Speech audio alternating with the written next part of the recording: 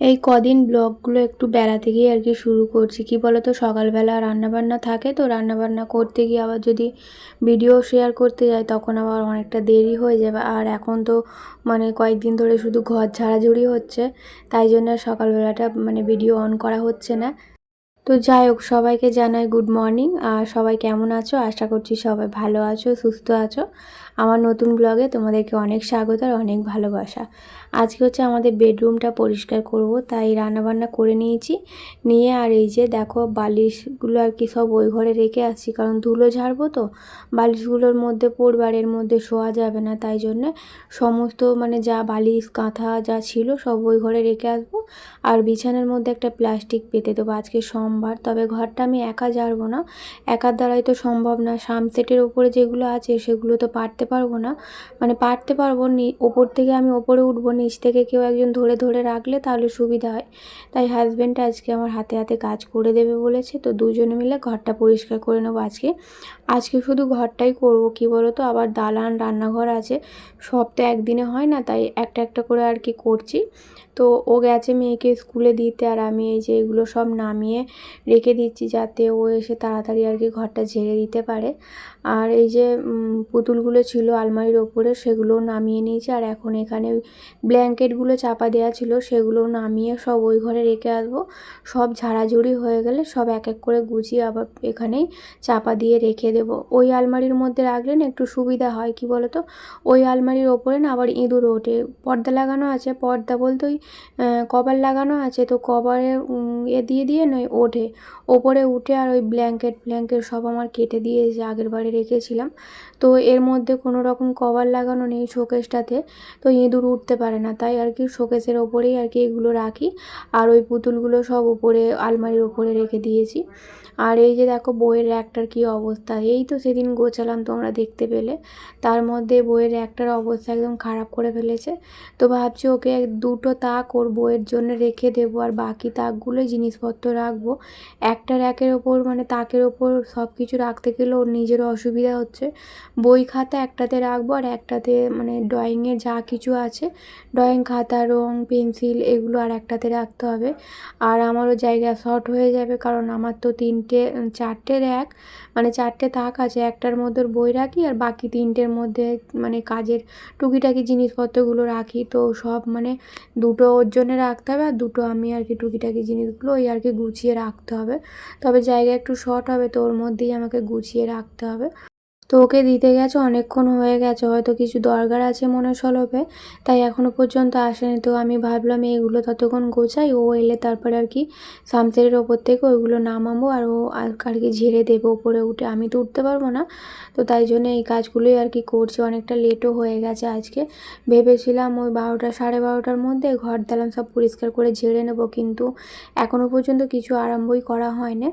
তো যাই হোক, আমার হাজব্যান্ড ঘর দালান সব ঝেড়ে দিয়েছে, তোমাদের সঙ্গে শেয়ার করিনি আসলে, ও তো খালি গায়ে ছিল, আর ও তো ক্যামেরার মধ্যে আসে না, মানে ভিডিওর মধ্যে আসতে চায় না, তাই তোমাদের সঙ্গে শেয়ার করাও হয় না। ওপরে যা কিছু ছিল সব ঝেড়ে ঝুড়ে নামিয়ে দিয়েছে আর তুলেও দিয়েছে। তো এখন এইগুলো আর কি আমি তুলে দেবো। ও নেই, ও গেছে একটু কাজে, ওর হঠাৎ করে একটা কাজ পড়ে গেছে, তো ও ঝেড়ে দিয়ে সব চলে গেছে। এখন আমি এই যে একটা একটা করে সব গুছিয়ে নেব। পুরো একদম ঘর ডিপ ক্লিন করে নিয়েছি, পুরো চকচক করছে জানো তো। অনেক দিন পরিষ্কার করা হয়নি কাজের জন্য। আগে আগে তো আমি প্রত্যেকটা দিন ঘরের কোনায় কোনায় পরিষ্কার করতাম, প্রত্যেকটা দিন না হলেও একদিন দুদিন ছাড়া করতাম, কিন্তু কাজের জন্য কিচ্ছু পরিষ্কার করা হয় না। আর ঘরে প্রচুর ধুলো জমেছিল, একদম মানে কি বলবো চকচকে করে দিয়েছে আমার হাজব্যান্ড ছেড়ে। ও কোনো কাজ করলে না একদম নিখুঁত করে করে, আমিও করি, তবে আমার আর অত মানে হাতের যন্ত্রণা হয় বলে না অত নিখুঁত করে করতে পারি না, কিন্তু আমার হাজব্যান্ড পুরো একদম ঘর ধারা নিখুঁত করে পরিষ্কার করে দেয়। তো ঘরটা মানে যখন পুরো ডিপ ক্লিন হয়ে গেছে, মোছা হয়ে গেছে, ঘরটা যেন নতুন নতুন মনে হচ্ছিল। তোমাদের সঙ্গে সেটা শেয়ার করা হয়নি, ভুলে গেছিলাম জানো তো। ভেবেছিলাম পুরোটা কমপ্লিট হয়ে গেলে তোমাদেরকে একবার শেয়ার করে দেব, কিন্তু আমার একদম খেয়াল ছিল না, তাই পুরোটা তোমাদের সঙ্গে শেয়ার করা হয়নি। যাই হোক, ঘর তো একদম পুরো নতুনের মতো হয়ে গেছে, চারিদিকটা যেন যেদিকেই তাকাচ্ছি সেদিকটাই চকচক করছে। সানসেটের ওপরটাও সুন্দর করে মানে মুছে আবার ভালো করে গুছিয়ে যেখানে জিনিস সেখানে সব পাট পাট করে রেখে দিয়েছি, বেশ ভালোও লাগছে জানো তো। আগেরবারে যখন রেখেছিলাম পুরো সানসেটটাতেই ভর্তি হয়ে গেছিলো, তবে এবারে না ওপর রেখেছি তো অনেকটা জায়গা খালি হয়ে গেছে, আর একটুখানি জায়গার মধ্যেই সমস্তটা ধরে গেছে। মানে আমি বিয়েতে যেগুলো পেয়েছিলাম কাঁচের কয়েকটা সেট আছে, তো সেগুলোই আর কি আমার সামসেটে রাখা থাকে। আর এই পুতুলগুলো আমি প্রতিবারে যখনই ঘর ঝাড়ি না তখনই ধুয়ে দিই। কিন্তু এখন তো মেঘলা ওয়েদার, মানে বৃষ্টি হচ্ছে বাইরে, আজকে সোমবার, আজকেও বৃষ্টি হচ্ছে। মানে সোমবার বলে না, রবিবার একটুখানি রোদ করেছিল, তো আজকে সকাল থেকে আবার বৃষ্টি আরম্ভ হয়ে গেছে। তো এগুলো ধুলে তো এখন রোদ্দুর না হলে, ভালো মতো রোদ্দুর না হলে শুকনো হবে না, তাই জন্য আর এবারে ধোবো না। এবারে এই শুকনো কাপড় দিয়ে ভালো করে মুছে নিচ্ছি, মুছে আর ওপরে তুলে রেখে দেবো। আর বিছানার মধ্যে প্লাস্টিকটাও ঝেড়ে গুছিয়ে তারপর হচ্ছে বিছানার চাদরটা চেঞ্জ করতে হবে। আমার এখনও পর্যন্ত চান করা হয় না, অনেকটা বেলা হয়ে গেছে, প্রায় 12:30 1টার মতো বাজতে চাই। তো হাজব্যান্ডকে বলবো ও এলে চান করে যেন খেয়ে নেয়, আমি খেতে খেতে প্রায় 2টো 3টে তো বাজবেই, কারণ এখনও অনেক কাজ আছে। তো ঘরের বাসি কাজকর্মও তো কিচ্ছু সারিনি, শুধুমাত্র রান্নাটা করেছি। তো এই ঘরটা পরিষ্কার তো সব হয়ে গেছে, কিন্তু নিচের দিকগুলো তো এখনও মানে ঝাড়ু দেওয়া মোছা এগুলো তো বাকি আছে। তো এগুলো করব। তারপরে খাটের এই ডিজাইনগুলো, এগুলো মোছা হয় না, এগুলো করবো। মানে সবটাই করে দিয়ে গেছে, টুকিটাকি 2-1টা কাজ আছে যেগুলো আর কি আমাকে করতে হবে। ওর সময় থাকলে ও করতো, কিন্তু ওর হঠাৎ করে একটা কাজ পড়ে গেল, তো চলে গেছে। এসে আর কি ওকে বলবো চান করে খেয়ে নিতে, ওর আবার বেলা করে খেলে না ওর আবার হজম হয় না, তাই জন্য। আর আজকে কি রান্না করেছি বলো তো? আজকে রান্না করেছি চিকেন কষা, মানে একদম মানে অন্যরকমভাবে করেছি, সেটা তোমাদের সঙ্গে শেয়ার করতে পারিনি। আর করেছি জিরা রাইস। তো মেয়ের বায়না জিরা রাইস খাবে, তাই জন্যে একবেলার মতোই করেছি, দুবেলা করিনি। কারণ দুবেলা দেখবে রাইসটা না, সবজি দিয়ে যে রাইসটা হয় ওই রাইসটা, তারপরে এমনি যে কোনো মানে রাইস ঘি দিয়ে করলে না দেখবে দুবেলা থাকে না, কেমন একটা হয়ে যায়, আমার তো একদমই ভালো লাগে না। তাই একবেলার মতোই করেছি, একদম অল্প করে। আর তেলের মধ্যে ভাজলে রাইসটা দেখবে একটু শক্ত বেশি হয়ে যায়, তো দুবেলা খাওয়া যাবে না, তাই অল্প করে করেছি। মেয়ের পছন্দ আর কি, মেয়ের ইচ্ছা হয়েছে খাবে বলে, তো যাই হোক করে দিয়েছি। তাড়াতাড়ি হয়ে গেছে, বেশি দেরি হয় না। আর কালকে তো আদা রসুন ফসুন কিচ্ছু পেস্ট করা ছিল না, সব আজকে সকালবেলা মানে ছাড়িয়ে রেখে দিয়েছিলাম, কিন্তু পেস্ট করা হয় না। আদা রসুন পেস্ট করলাম, তারপরে টমেটো, পেঁয়াজ, তারপরে কাজু, মগজদানা, এগুলো সব পেস্ট করেছি। বললাম না আজকে চিকেনটা একটু অন্যরকম করে করেছি। তো এখন যেহেতু মেয়ে চিকেন খেতে শিখেছে, তো এখন মানে সপ্তাহে একবার করে চিকেন করতে হয়, ও বায়না করে। আগে খেত না, তো আমাদের একটু অসুবিধা হতো। আগে আমরা খেতাম কিন্তু ও খেত না, ওর জন্যে আমাদের ঘরে চিকেন আনা বন্ধ হয়ে গেছিলো। কিন্তু এখন আবার আমরা খাই না, কিন্তু ও খায়। তো আমরা না খেলেও ওর জন্য প্রতি সপ্তাহে চিকেন আনা হয় আর কি, হয় রবিবার নয় সোমবার, যে কোনো একটা দিন আনা হয়। আর দেখবে মাংস আর ভাত করলে না বেশি সময় লাগে না, তাড়াতাড়ি হয়ে যায়। আর মাংস হলে আর কিছু লাগেও না, এক তরকারি দিয়েই খাওয়া হয়ে যায়। আর মাছ টাছ করলে না একটু মানে 2-3 রকমের পদে না রান্না করলে খাওয়া হয় না। আমাদের বেশিরভাগ তো 2-3 রকম, মানে তরকারি একরকম হলে ডাল, মাছ, একটা ভাজা অন্তত থাকে। যখন আর কি সময় থাকে না কিংবা শরীর অসুস্থ থাকে, কিছু খেতে ভালো লাগে না, তখন হয়তো এক তরকারি ভাত করে ফেললাম। কিন্তু বেশিরভাগ সময়টা আর কি 2-3 রকম পদে রান্না হয়। আবার 2-3 রকম পদে বলতে ভাজাটাই আর কি হয়। 2-3 রকম পদে তরকারি রান্না করলে আবার খেতে চাইবে না, নষ্ট হবে, তাই আর কি তরকারিটা এক রকমেরই রান্না করা হয়। আর তরকারি আমার হাজব্যান্ডের না হলেও চলে, কিন্তু আমার আর মেয়ের আবার তরকারি না হলে হয় না।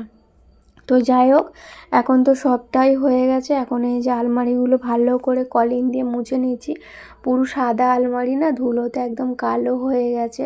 আর প্রচুর ঘর থেকে ধুলো বেরিয়েছে জানো তো, বিশেষ করে সানসেটের ওপর থেকে প্রচুর ধুলো বেরিয়েছে, অনেক দিন পরিষ্কার করা হয় না। তো ঘরটা ভালো করে ঝাড়ু দিয়ে মুছে নিলাম, নিয়ে এখন এই যে চলে এসেছি দালানে। আর দালানের অবস্থা দেখতে পাচ্ছ তো, অবস্থা পুরো খারাপ। তো আজকে আর কিছু করব না, একদম শরীর আর বইছে না, সেই কোন সকাল থেকে উঠে লেগেছি, রান্না থেকে শুরু করে ঘর ঝাড়াঝুড়ি সবটাই তো করতে হচ্ছে। তো আজকে আর কিছু করব না, দালানটা কালকে ভাবছি রান্নাঘরটা দালানটা একবারে করে নেব। নইলে কি বলো তো, প্রত্যেক দিনই ঝাড়াঝুড়ি করতে একদম ভালো লাগছে না।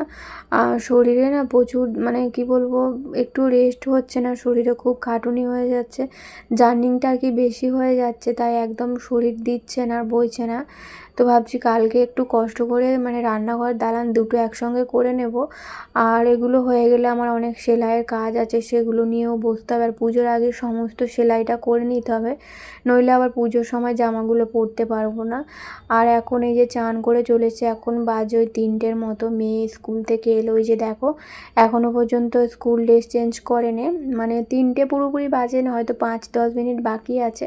তো আমার এখনও খাওয়া হয় না, ভাবলাম চাদরটা আগে পেতে দিই, আমার হাজব্যান্ড আবার শোবে একটুখানি, তো তাই জন্য চাদরটা পেতে দিচ্ছি। পেতে দিয়ে তারপরে হচ্ছে আমি খাবো।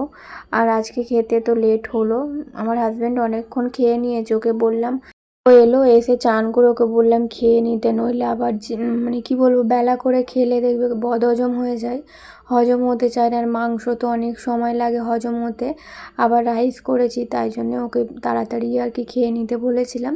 তো এখন ওই যে দাঁড়িয়ে আছে, বিছানাটা কখন পাতবো, ও কখন শোবে।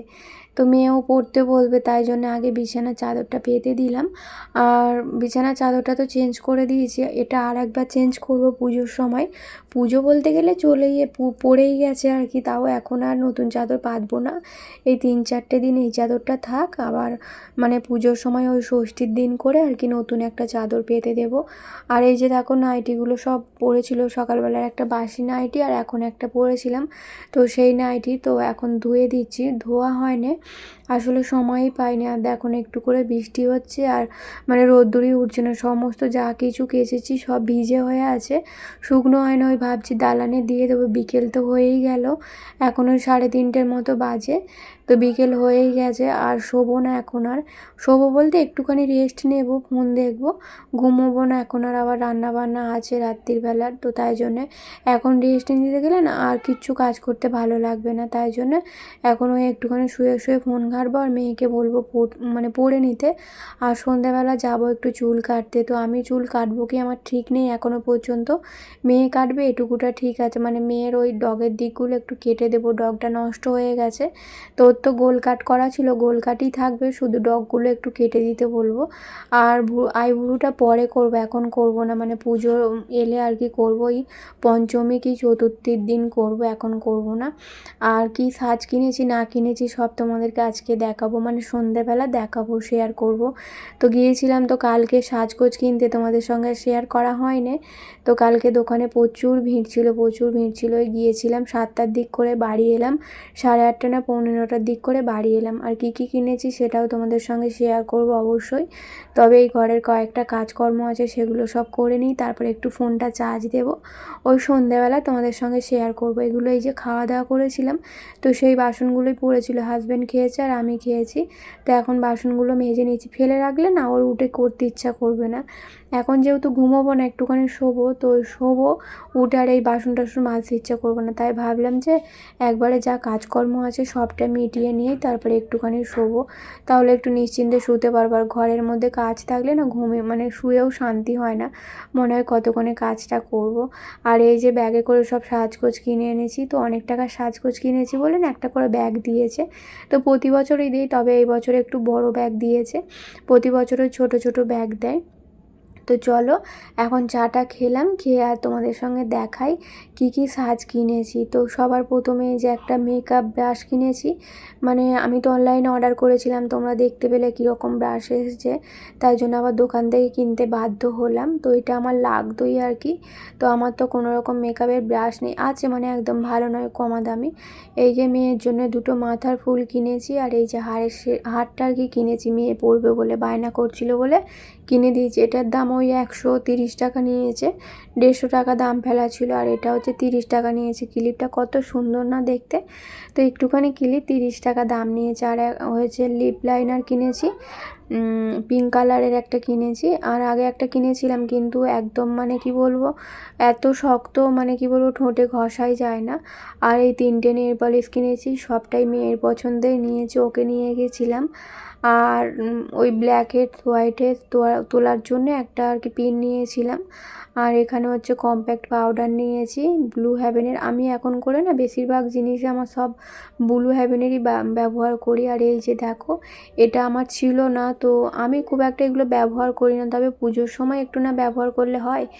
তাই জন্য আবার কিনলাম, তবে বেশি দাম নেয়নি, 30 টাকা নিয়েছে। আর এই যে দেখো কনসিলার, তো আমি একটা কনসিলার অর্ডার দিয়েছিলাম, সেটা পাইনি বলে এটা আমাকে বাধ্য হয়ে নিতে হলো। আর এইটা হচ্ছে মানে কি বলে মাস্কারা, ওই 150 টাকার মতো দাম নিয়েছে। আর কনসিলারটা নিয়েছে 220 টাকা না কত নিয়েছে। আর এই মেকআপের এটা 180 টাকা দাম ফেলা আছে, 150 টাকার মতো নিয়েছে। তো ওই দোকান থেকে মানে আমি যেই দোকান থেকে সাজগোজ কিনি মানে অনেকটা মানে দাম কমায়, তাই জন্য আমি ওই দোকান থেকেই আর কি কিনি। আর একটা জিনিস তোমাদের দেখানো হয় না, দেখাচ্ছি দাঁড়াও। তো একটা লিপ বাম নিয়ে এসেছি, মেয়ের বায়না, এই যে লিপ বাম নিয়ে এসেছি ব্লু হেভেনের। আর একটা কানের কিনেছি, এটা ওই ময়দানে গিয়েছিলাম সেদিন কিনেছিলাম, কিন্তু তোমাদের সঙ্গে দেখানো হয়নি। তো বন্ধুরা চলো আজকের ব্লগটা এই পর্যন্ত, দেখা হবে পরের ব্লগে।